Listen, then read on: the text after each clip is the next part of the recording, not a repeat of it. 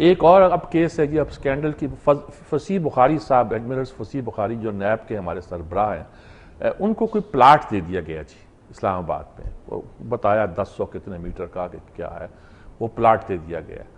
تو کہا جاتا ہے کہ جب وہ ریٹائر ہوئے تھے ایز سروس چیف تو ان کو پلاٹ نہیں ملا تھا، اس کی کمپنسیشن کی گئی ہے.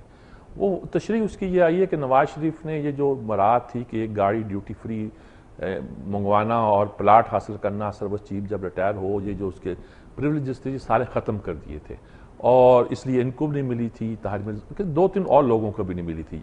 ان کو تو ابھی ملی نہیں ہے، انہوں نے اس کے نام پر ایک پلاٹ لے لیا ہے. وہ کہتے ہیں کہ یہ میرا استحقاق تھا، حق تھا، میں فائٹ کیا اور میں نے لے لیا، اب اس کے بدلے میں فیصلے تھوڑے چینج کر رہا ہوں. اور لوگوں کا تاثر یہ ہو رہا ہے، اسی وجہ سے یہ فیصلے جو سارے آ رہے ہیں وزیر اعظم کے بیٹے کا اور دوسرا معاملوں پر، دوسرے قصے جو ہیں وہ اسی وجہ سے ہیں.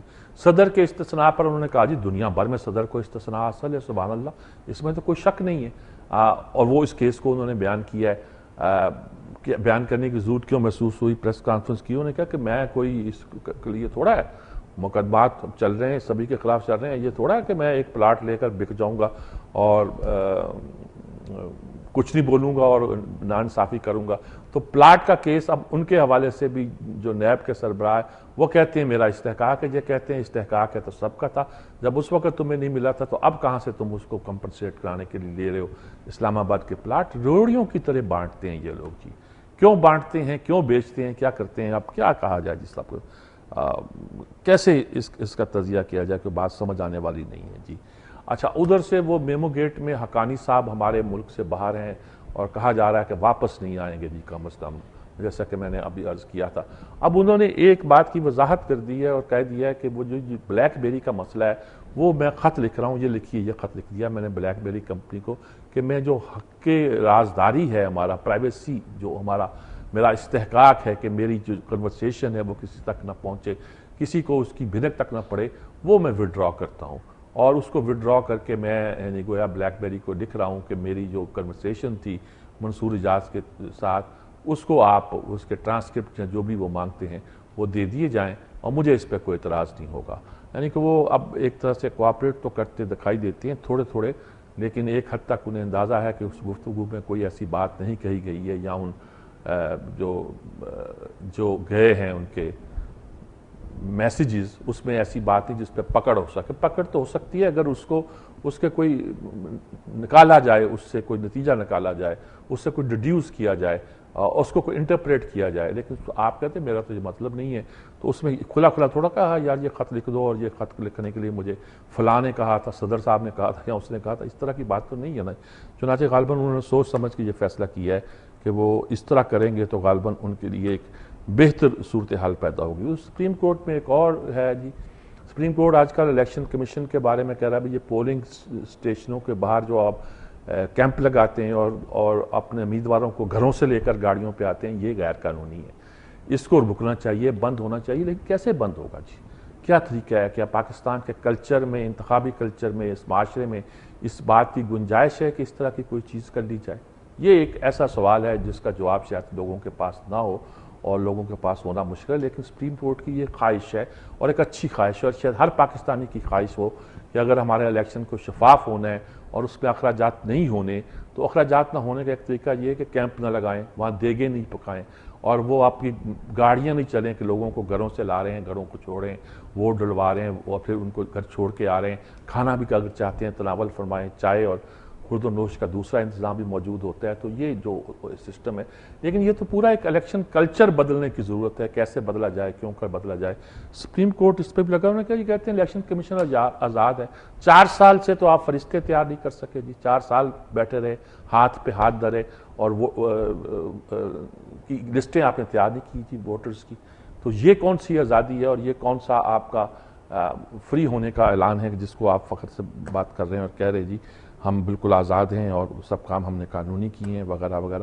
اچھا، ایک اور بھی ہوا ہے کہ سپریم کورٹ نے جو ہے وہ صدر آصف زرداری کی اور بلاول بھٹو زرداری کی وہ تقاریر جو طلب کی کر لی ہیں جو انہوں نے نوڈیرو میں کی تھیں، جس میں سپریم کورٹ کے بارے میں کہا گیا تھا، ایک تو معافی مانگنے کی بات کی گئی تھی، ایک دوسری بات صدر صاحب نے خود بھی کہا تھا کہ جی رینٹل پاور کا کیس کا فیصلہ آ جاتا ہے اور بھٹو کے اس کا کیس کا فیصلہ نہیں آتا تو انہوں نے وہ طلب کر لیے. حد تک عزت کا بھی مقدمہ ہے آج اور غالباً خاصی گرما گرمی چلے گی. بابر اعوان صاحب کو تو ابھی کچھ دن ہیں, دوبارہ انہوں نے معافی نامہ داخل کر دیا ہے, لیکن ابھی ان کو کچھ دن ہیں. اس کے بعد وہ بات جو ہے وہ کھل کر سامنے آئے گی کہ کیا کیا جا سکتا ہے, کیا نہیں کیا جا سکتا. ہاں زلزلہ آیا بہت بڑا جی, انڈونیشیا میں زلزلہ آیا اور 8.9 ریکٹر سکیل پر ہے. ہمارے یہاں 6.7 یا 7 کے قریب جب زلزلہ تو یہ کانپ اٹھتے ہیں پہاڑ جو ہیں, ہل جاتی ہے زمین اپنی جگہ سے. تو وہاں سمندر میں بہت گہرائی میں جو زلزلہ ہے اور 28 ملکوں کو وارننگ ایشو کی گئی کہ اگر اس کے نتیجے کا سونامی پیدا ہوا. سونامی زلزلے کے نتیجے کے پیدا ہوتے ہیں سمندر کے اندر تہ میں. جب زلزلہ آتا ہے, جب چٹانیں ہلتی ہیں تو کئی بار پانی جو ہے نا اس بالکل غائب ہو جاتا ہے, سمندر خالی ہو جاتا ہے اور پانی جو ہے کناروں پر چڑھ جاتا ہے. اور پھر کتنی اونچی لہریں ہوتی ہیں وہ میں کچھ نہیں کہہ سکتا, لیکن اونچی اونچی لہریں جو بھی رستے میں آتا ہے وہ تباہ ہو جاتا ہے. کئی منزلہ عمارتیں جو ہیں اس کی تہ میں جا کے غرق ہو جاتی ہیں. تو انہوں نے کہا کہ اللہ کا شکر ہے کہ زلزلہ تو شدید تھا لیکن اس کے نتیجے کے طور پر سونامی آیا نہیں اور خطرہ نہیں ہے. اور خطرے کی گھنٹی جو بجائی گئی تھی اور جن ملکوں کو کہا گیا تھا کہ سونامی آیا تو آپ کو بھی ہٹ کر سکتا ہے, ان میں پاکستان بھی شامل تھا. اور اللہ کا یہی شکر ہے کہ سونامی نے نہ پاکستان کو ہٹ کیا ہے نہ کسی اور ملک کو ہٹ کیا ہے. اگرچہ ریڈ الرٹ جو ہے وہ بمبے کی بندرگاہ پر بھی تھا اور کلکتہ اور مدراس پہ بھی تھا, ہر جگہ جو ریڈ الرٹ تھا, لیکن غالباً یہی توقع کر سکتے ہیں کہ سونامی گزر گیا. دیکھیے کیا کیا انسان جہاں بے بس ہو جاتا ہے. جاپان اتنا ترقی یافتہ ملک ہے لیکن اس کا جواب اس کے پاس بھی نہیں تھا. یہاں بھی ایسی سی کہانیاں آئیں کہ ہوٹل کی پتہ نہیں کتنی منزل پہ بیٹھا ہوا آدمی نیچے دیکھ رہا ہے اور چیزوں چلتا ہوا اور 5 منٹ کے بعد وہ پانی کے اندر غرق ہے, نہ اس کا عطا پتہ معلوم ہے نہ کچھ اور خبر ملتی ہے کہ کہاں تھا اور کہاں گیا اور کہاں سے آیا تھا اور کہاں چلا گیا. یعنی کہ یہ ایک قدرت کی آفات ہے. ہمارے بھی جیالے جو ہیں وہ سیاچین کے گلیشیئر پر پورا ان کا جو ہیڈ کوارٹر تھا وہاں کمپنی کا وہ پورے کا پورا دبا ہوا ہے اور سرنگیں بنائی جا رہی ہیں, کوششیں کی جا رہی ہیں. آج یہ خبر بھی ہے کہ اس بات کا کوشش ہے کہ امریکی جو ہیں حساس اداروں کا امریکی سے امداد لینے سے گریز کہ امریکہ سے مدد نہ لی جائے اس معاملے میں. تو اللہ کرے کہ اللہ ہمیں توفیق دے کہ ہم سب کام کریں. ناروے, جرمنی, دوسرے ملکوں سے یکجہتی کے طور پر لوگ آئے بھی ہیں ہماری مدد کے لیے. ان کے پاس اکوپمنٹ ہوگا, سامان ہوگا جس کو استعمال کیا جا سکتا ہے. لیکن اتنے دن گزر گئے ہیں. اللہ ہمارے لوگوں کو اپنی رحمت میں رکھے اور ان کی اگر حفاظت بھی کرے تو معجزہ تو ہر وقت ہو سکتا ہے اور ہم معجزوں کے انتظار پہ رہتے ہیں. انڈیا میں ایک واقعہ ہوا جی, وہ پروفیسر خلیل چشتی صاحب تھے جو وائرالوجی کے پروفیسر تھے کراچی یونیورسٹی میں. وائرالوجی وائرس کو ڈیٹیکٹ کرنے کے مرض کا نام ہوتا ہے. یہ فزیولوجی کا یہ ایک شعبہ ہوتا ہوگا, میرے خیال میں ایسا ہی ہے. اور وہ ریٹائرمنٹ کے بعد باہر بھی چلے گئے, جدہ بدہ میں یہ وہ پڑھا کے جب آئے تو وہ انڈیا میں اپنے بیمار ماں کو ملنے گئے تھے کوئی 19-20 سال پہلے. وہاں وہ شادی تھی, شادی کی تقریب میں شریک تھے.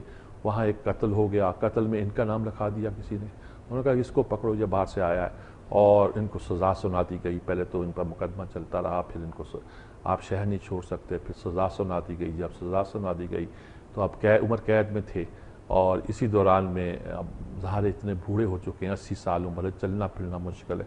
ابھی شاید جب زرداری صاحب گئے تو ان کے اہل خانہ نے اپیل کی تھی کہ آپ اجمیر شریف جا رہے ہیں, وہیں وہ قیدی ہے موجود ہے اس کی جیل میں. اس کی تو غالباً اب سپریم کورٹ نے ان کی بیل بھی لے لی ہے. اب وہ پاکستان سے محبت کا اظہار بھی ان کی باتوں سے ہوتا ہے. وہ پاکستان آنا بھی چاہتے ہیں, اپنے نواسے نواسیوں پوتے پوتیوں کو دیکھنا چاہتے ہیں جن کو انہوں نے دیکھا ہی نہیں ہوگا. جی بالکل دنیا بدل چکی ہوگی اور ایک محبت میں ڈوبا ہوا شخص ان پوری اذیتوں کے. انہوں نے کہا جی میں پاسپورٹ اپنا پہلے رینیو کراؤں گا, اب تو میرے پاس پاسپورٹ بھی نہیں ہے, پاسپورٹ بناؤں گا اور اس کے بعد انتظار کروں گا. اس کو بہت پبلسائز بھی کیا جا رہا ہے, بہت اس کو ہائی لائٹ بھی کیا جا رہا ہے. بہرحال یہی خبریں ہیں جی آج کی, اور امپورٹنٹ خبریں بہت سی باتیں لیے ہوئے تھی اس لیے میں نے ذرا تفصیل سے بیان کی. اسی کے ساتھ لیتے ہیں ایک وقفہ, وقفے کے بعد حاضر ہوتے ہیں.